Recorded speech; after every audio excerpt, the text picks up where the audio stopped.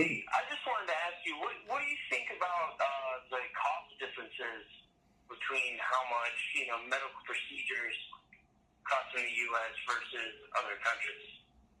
No, they're often more expensive in other countries. Well, I mean, it really depends. My son's having a heart surgery coming up, and, in the U.S., he's having an ablation done on his heart, and it costs about $50,000 in the U.S., and outside of the U.S., it's about $15,000. I know U.S. doctors have more training and stuff. It's not just that. It's just what do you think about that? It's just the transparency. You don't know how much it costs in Europe. I'm sorry? You don't know how much it costs in Europe. I mean, I've looked into it. I'm just generally curious it's not about the price discrepancy. There's no discrepancy. You don't know. You think it costs $15,000. How do you know it costs $15,000? Because I'm having to go through this. Oh, it costs you. It costs you $15,000. It doesn't cost me $50,000 because I have insurance. Do you get what I'm saying? Like, how do you know what something costs in a system that's not transparent? Well, why isn't it transparent? That's not my problem. I don't know. Because it's hard to disentangle procedures and costs and government payers and stuff like that. I mean, do you feel like it's out of control? It has to do with... Yeah, I think it should be more transparent. Providing for facilities and all that stuff. But doesn't it seem like the cost of procedures and medicine and healthcare is just out of control? No, I don't. In fact, if you look at... I have an interesting statistic here I'll pull up for you. Give me 1 second, if you don't mind. There's a neat little graph I just found a couple days ago. Not a couple days ago, maybe a few weeks ago. And it's how Americans spent their money in the last 75 years. I'm going to put on my screen real quick here. Got my hitbox if any of you want to see it. And so for healthcare in 2014 versus 1941, right? Healthcare costs, we spent more on clothing in 1941, about double, than we did in healthcare. Today, we spend more on healthcare, about double, than we do on clothing. We still spend more on food, about double, than what we do on healthcare, even though the amount we're spending on food is declining quite a bit over the last 60 years. Well, we noticed over the last 60 years that per person we're spending much more on healthcare. And that's a good thing, because what we don't want to do, we're becoming more civilized. We used to spend a lot of money on basic necessities like clothing and food. But now the cost of those are dropping. And we prize more and more now things like healthcare. And another interesting thing here is the amount we're spending on recreation has gone up as much as healthcare, because that's just people becoming more human due to not having to do, day to day. Yeah, it's a wonderful thing. Transportation costs have also peaked and dropped dramatically thanks to things like Uber and whatnot. And I predict housing prices will drop dramatically as the internet creates a more decentralized world where people don't have to live in cities. The only reason we have cities is because there's proximity that was useful. Now with even something like a Hyperloop or more and more transportation and so forth, we could have more spread out and sprawling cities. So I think that the more we spend on healthcare, the better, to be honest, because what's more important than health after the basic necessities have been met? We all want to live a prosperous, healthy, happy life. And like I said, in Europe, the cost is more transparent in the U.S. than Europe. In Europe, the money just goes into a box and nobody knows what happens. In the U.S., at least we have a rough idea. And again, it's scary to see it sometimes, but we have a rough idea of what all happens. It gets less scary if you do the math a different way. For instance, there's 300 million. So I'll open up an Excel on my hitbox, which people could get a little more comfortable with. So there's 320 million people in the U.S., right? And we spend roughly $500 billion. It's a little less than that, but call it $500 billion on drugs. Okay, so the average person in the United States spends $1,500 a year on medicine. Remember that the GDP per capita is $50,000, $60,000 per year. So we're spending, the average person is spending 3% of their income on medicine. That doesn't seem crazy, you know, if you think about it, right? Yeah, but that's just medicine. I mean, that doesn't really apply to people who have like a chronic condition or, you know, something they have no control over. I'm just saying the average American spends 3% of, and that's what insurance is there for, right? Is to smooth over those costs across everybody. Some people will get ripped off in healthcare insurance, like the young and the healthy. And some people, it's a fantastically good deal. Some people, it's neither. You know, it's a bad deal and they're sick. But the math is simple. 3% of our income goes to drugs, and another 6 or 7 or 8% goes to other healthcare. That's just drugs, right? Another about 8% goes to other forms of healthcare. Drugs are only about 20%. Less, in fact, than 20% of healthcare. So doctors, hospitals, procedures, like you mentioned. But if you look at them in total and spread over a long period of time, I hope your son never has to have another operation or procedure. And so I've had a surgery, for instance, and, you know, I had one surgery once, and I'm probably not going to have another one for many years. And that cost, again, spread just over my own lifetime, makes the average cost of that surgery pretty reasonable. So even if it's a, you know, again, your situation, of course, is an outlier, but it's if you think about it as one surgery in your family that costs $50,000, and I pray that your family hasn't had any other dramatic surgeries, you know, that's one $10,000 surgery per person per year. And it's also, if you think about it over 10 years, it's $1,000 each person in your family, if you have a 5-person family, pays a year for 10 years. So, you know, I think the math of healthcare is difficult and scary sometimes. And I'm not trying to patronize you, by the way. I just think I see it in my own life when people talk about $750 a pill. And, you know, there's, especially the media, you know, you're missing the point. It's not about $750 a pill. It's about, we have a $500 billion drug expenditure in this country, right? And you have $750 a pill for illness that nobody gets. It doesn't really matter how much it costs per pill if nobody's taking the pills. You know, there's drugs like Humira that sell $18 billion a year. And they raised the price of their medicine 10%. So that's like 100 𝗟𝗪𝗔𝗠. But nobody writes about Humira, which is remarkable.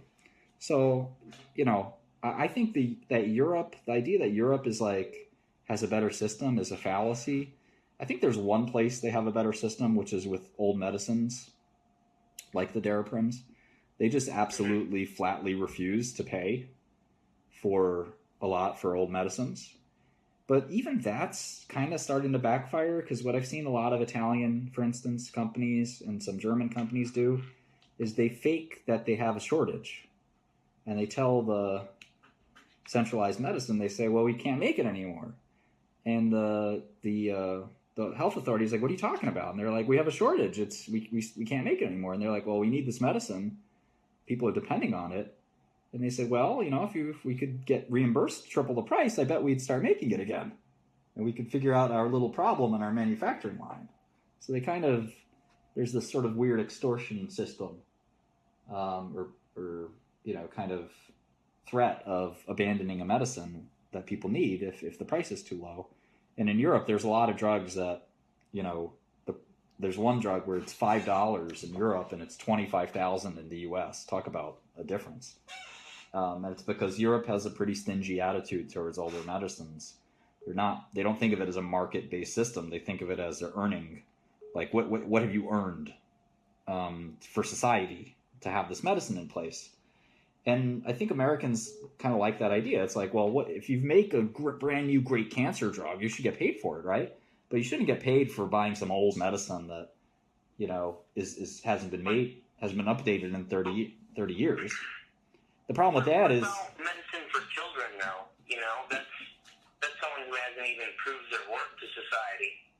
So, like, my son's medication without insurance costs $650, and then with my current insurance plan is $350, and there's no replacement for that medicine. It's the only medicine he can take for his condition. Right. Well, how do you judge someone's worth when they're so young and haven't proved anything? Well, I mean, he has a condition called SVT, which 1 out of 10 children are born with. So, I mean, it's kind of crazy that something so common would cost so much. Yeah, well, you know, there's which illness is that, by the way? I don't. I'm sorry? Which illness did you say it was? Supraventricular tachycardia. Oh, sure. Yeah. So he takes amiodarone or something like that? Sodalol and then Sodalize. Once I think it's a generic version, Sodalize. Yeah, I mean, you know, the generic... I actually have a good idea for lowering drug costs, but the government doesn't want my ideas. They just want to make fun of me. I think the government should actually run a generic company. Because generic companies are weird.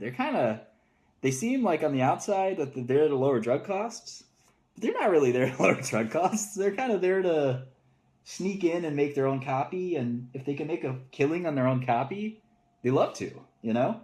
They only lower the cost because that's the only way they can get some volume, some market share. But their goal is not to lower the costs for you and me. Their goal is I take generic drugs too.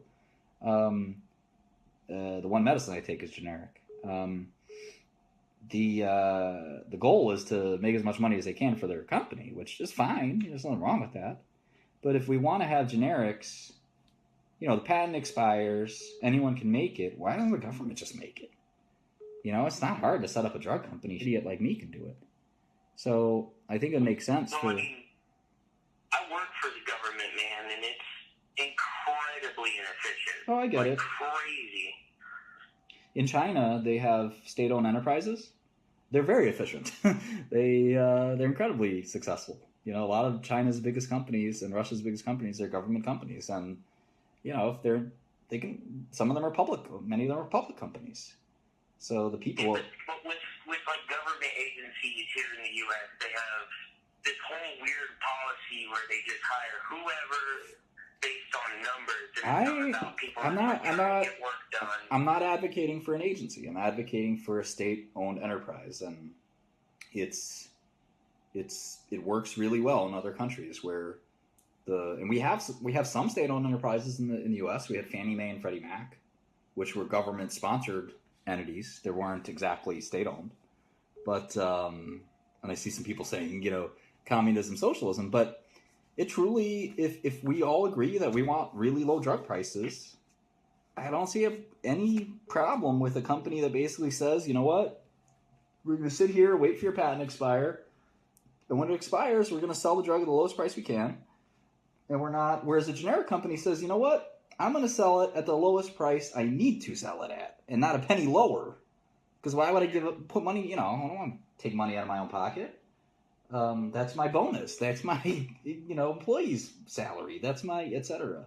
My shareholders, you know, and you can't blame somebody for that.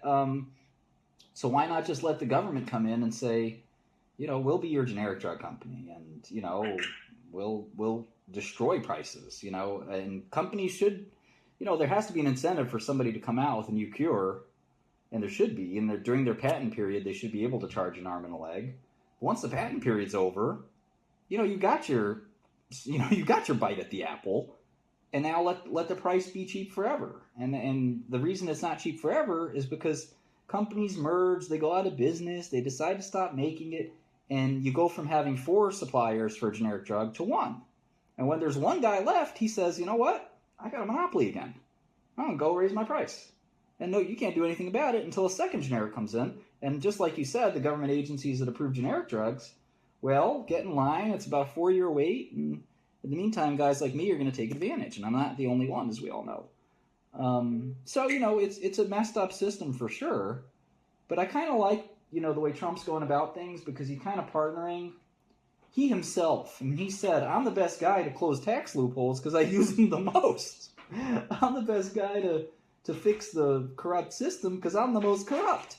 You know, it's sort of tongue-in-cheek, but, you know, there's something to be said for that. And, you know, he's partnering with a lot of the guys out there that do know the ins and outs. I mean, who knows the FDA and drugs better than me? I mean, I've gamed the system 7 ways till Sunday. I know the laws better than people who wrote them because I get paid to do that. That's, you know, I'm an animal when it comes to this stuff. So, you know, I could fix every problem in Washington with healthcare, but, you know, it's like, I mean, you saw my congressional testimony. They're more excited about poking fun at me and, you know, asking me about Wu-Tang Clan and, you know, kind of trying to make themselves look good than actually trying to reach a solution where Chairman on that. where people do better. So, you know, I'm lucky that my family's been in very good health, but I know a lot of people who've passed away from rare genetic diseases. I have a friend who was a very avid watcher of the live stream, who's very sick, and fears that this person fears they'll pass away any day now, and the cost is an absolute fortune. I think the other big problem is physicians, to be honest with you. I hate to say it because I depend on physicians, but physicians, they expect to be paid a fortune. And 80% of healthcare costs are not drugs. They're doctors. And doctors just really, the surgeons, you know, surgery is you want a good surgeon, no doubt. But, you know, the doctor lobby does not want lower physician reimbursement. They resisted it and fight it in Washington every day. And Obama tried to break the lobby with doctors, and they did not budge an inch. Doctors like being rich. Do you think that kind of falls in line with kind of like the rampant out of control costs for medical school? You know, that just puts a lot of pressure on. If you look at doctor reimbursement has actually grown faster than drug costs, which is really remarkable. And part of it is medical school for sure, but part of it is, you know, Americans like making a good living. We're a consumer kind of focused people. A lot of people become doctors because their father's a doctor and they heard it's a good way to make money and so forth. And medical school's obviously expensive, but you know what would really change the game is if we had doctors from other countries. We created a little more competition. We had doctors who could visit you through Skype and things like that. You know, the costs will drop, and labor markets are like economic markets. If someone's making too much money as a doctor, more and more people will flood that practice, and the prices for those doctors will go down. And that happens every day. I know doctors who are in fields that are very competitive, and the prices do go down. You know, very few people can become a heart surgeon, you know. It's just not, it's never going to be a big number, and, you know, it's a weird system, but, you know, in some, I kind of think we all complain too much and the system works really well, but of course, you know, when it's your son and it's you, you know, you obviously have every right to complain, and, you know. No, don't take what I was saying as complaining. I just wanted to just kind of get, you know, your opinion on how expensive things are, you know, especially with his condition as being, from what they told me, they said it was I don't think it's that common. And birth rate for his condition. So that just seems kind of high. Yeah, I don't think it's... And then his medication costs, you know, $650 a month. I think a lot of kids present with arrhythmia at birth, but they don't have it continuing. That's just, you know, it's a strange thing to have persistent arrhythmias throughout childhood, and you do need to have medicine for it, or obviously the fear is some kind of, tachycardia, bradycardia, sinus rhythm, etc. Some kind of, really an MI, heart attack in essence is what you fear, but also the, with the manifestation of an arrhythmia. I wish I could help you, man. Yeah, it's been a while, but I think I think the fear is an MI, but I think there's other sequelae where you can have some kind of abnormal rhythm that results in an electrical discharge, the heart stops and whatnot. And I've dated a girl who has this exact problem. So I know what you're talking about, but it's in general, I kind of think the system works. Again, you're talking to a healthy person who hasn't had a lot of issues, but, and if you have a family of, 2 working parents and they have good health care insurance, everything works fine, but it's a lot harder for the immigrant family that just got here and they kind of got low-end jobs and, you're praying everybody's healthy, and it can be, it can be pretty ugly. So. Yeah. Can I ask you a different question? Sure. So, like I said, I work for the government. I work with, missile defense systems. I wanted to know what you thought on the government spending $1 million on a Tomahawk missile versus, providing health care for people. Like, doesn't that seem I think it's crazy. Like they would rather kill people in a different country with $1 million than help people in our country? Yeah, I think it's nuts. And when I was fundraising with Mitt Romney 8 years ago, I was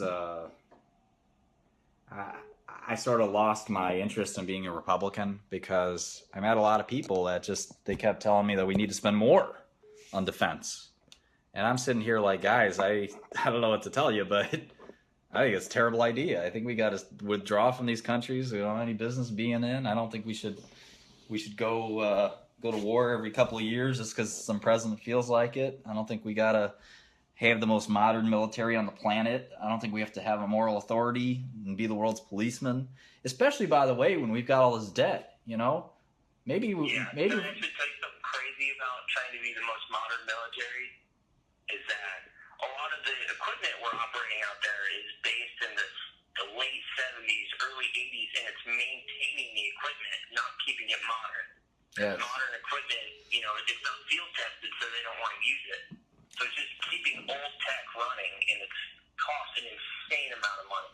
Yeah, I'm not an expert in military spending, but that totally sounds right, obviously, and you would know better than I would. And it's, I just hate I meet these people that pull the puppet strings of these candidates, and they just love war, and they love America flexing its muscles, and they really are afraid that China's going to come take us over or something. And it's like, I get that, we got to have some military and we got to be strong, but I'd rather be economically sound and, run some risks that we can't intervene in every country on the planet. And, I kind of get the other side too, though, that, we can't let another Hitler happen, of course. Oh, yeah, definitely. But, we also can't, we can't stop every, would-be Hitler 10, 20 years before they start. I mean, because you do make mistakes. Like, I'm not sure that Saddam Hussein was any worse than... I think if I could go back in time, I'd take Saddam than all this mess. He was obviously a horrible guy, but he'd be dead by now, and we'd have no ISIS, and we'd have no... I think we'd all go backwards and say, you know what, let's leave Saddam alone, let him be crazy and let him terrorize the Middle East, but let's not, start war after war after war. But, that's life. We had this generation's Vietnam in many ways.